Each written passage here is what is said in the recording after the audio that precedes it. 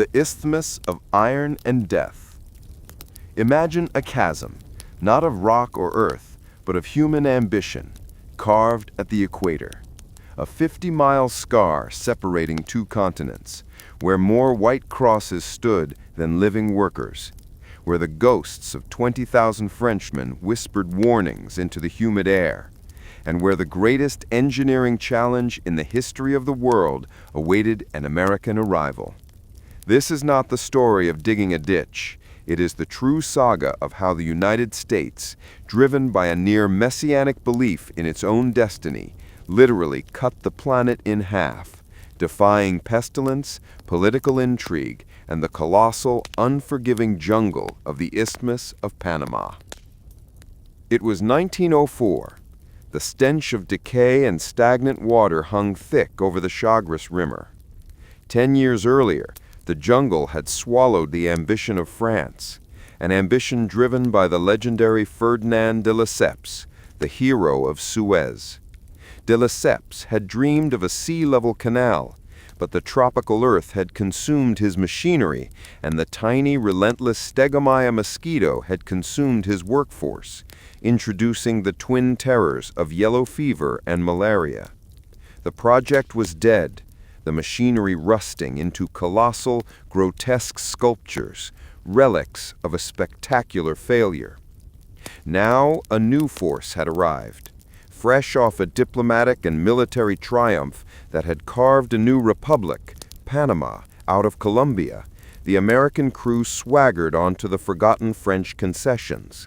They were led by a rotating cast of engineers and administrators, each brilliant, each arrogant, and most utterly unprepared for the silent, biological warfare that awaited them.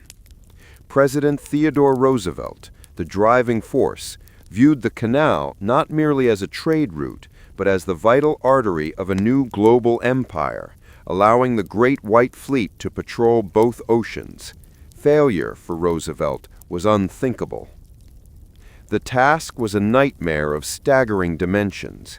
They had to drain swamps, fell rainforests, manage torrential rains that could erase a week's work in an hour, and somehow find a way to conquer the Culebra Cut. This was the mountain, a spine of rock and soft clay 7 miles long and hundreds of feet high, that sat directly in the canal's path. The reigning Canal Commission, steeped in the antiquated belief that disease was carried by miasma, bad air, viewed Gorges's demands for millions of dollars for screening and oil as a preposterous waste, while the Culebra Mountain still loomed. But as the death toll among the American workforce continued its inexorable climb, matching the horrific French rates, Gorges finally received his mandate. This was the point of no return. The canal could not be built with a corpse-strewn workforce. Gorges unleashed an army of sanitation workers, turning the entire isthmus into a gigantic, meticulously policed experiment in public health. His forces targeted the major population centers, Cologne and Panama City. Every house was inspected. They drained the triumph of concrete and water. Gothal's first act was to lock in the lock canal design. This decision, the necessity of which was proved by the terrifying geological instability of the Culebra Cut, committed the project to 3 colossal engineering challenges: the Gatun Dam, the creation of Gatun Lake, and the construction of the massive lock systems. The Gatun Dam was a staggering undertaking. Built across the broad valley of the Chagres River, this 1.5 mile long, half-mile thick earthen barrier was designed to create what was at the time the largest artificial lake in the world, spanning 164 square miles. This Gatun Lake would serve as the main highway for ships, floating them 54 feet above sea level and significantly reducing the amount of excavation needed in the hazardous Culebra area. The dam's construction was a race against geology.